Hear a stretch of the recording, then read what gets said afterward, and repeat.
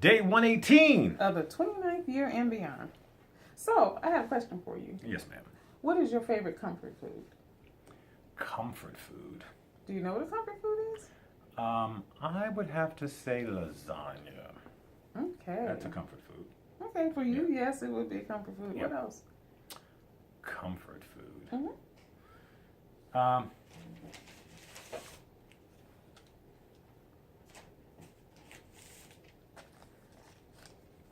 So if you Google comfort food, it comes up. A food that provides consolation or a feeling of well-being associated with your childhood or home cooking. Oh, I don't have any comfort foods from childhood. It wasn't comfortable. I'll call your mom. But anyway, go on. Okay. Well, for me, comfort food. I like Mac and cheese. I like baked chicken. Mac and cheese is definitely a comfort food. Yeah, collard greens for me. Collards, okay. Pot roast. Oh, pot roast is Definitely definitely a comfort food.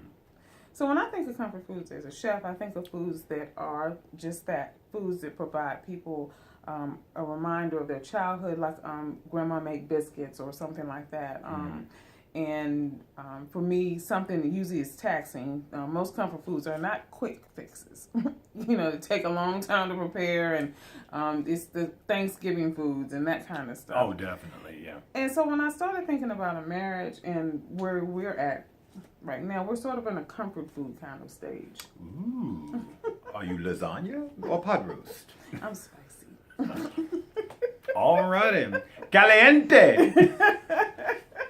Yeah, we're sort of in a comfort kind of stage now. I mean, we're very comfortable with each other. I mean, he's in the bathroom. I can go in there. It doesn't matter what he's doing. I will barge in. Yeah. And likewise with me.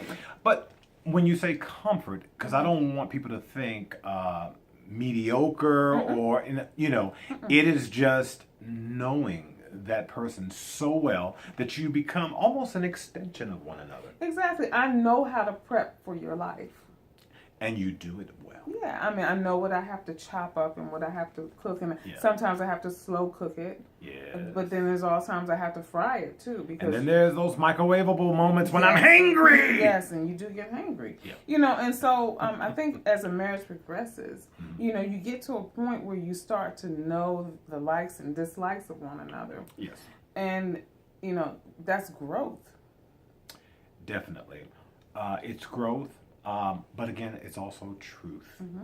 You have to establish trust. There has to be communication, and out of that is born intimacy.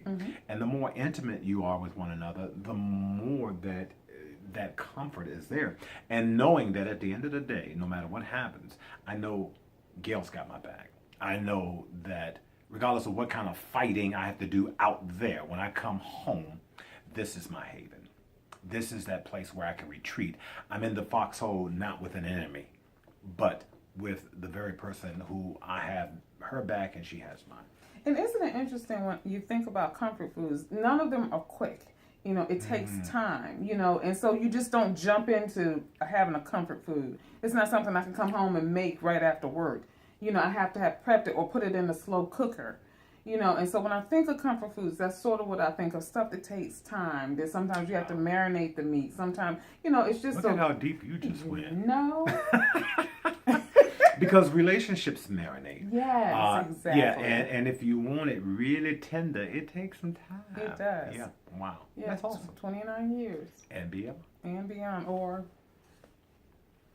50-something for them. 54 before he my transitioned. parents, 61, so it does take time. And so a marriage is like a comfort food. Or it can be. Or it can be. Strive to get to a comfort food stage. Yes. Now I'm hungry. Until tomorrow, if the Lord says the same.